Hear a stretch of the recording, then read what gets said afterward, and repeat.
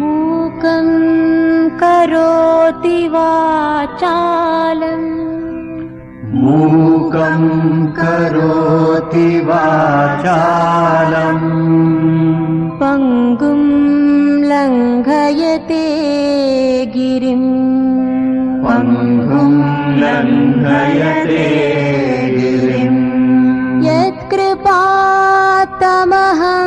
वन्दे यत्कृपातमहं वन्दे परमानन्दसागरम्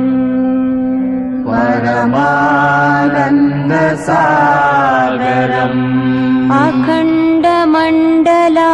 अखण्डमण्डलाकारम्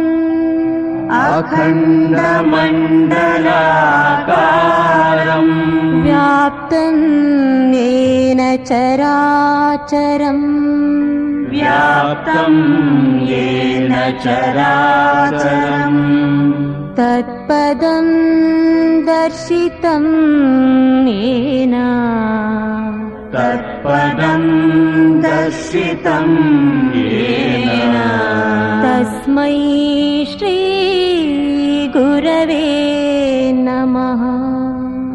तस्मै श्री गुरवे नमः। अज्ञानतिमिरान्धस्य अज्ञानतिमिरान्धस्य ज्ञानाञ्जनशलाकया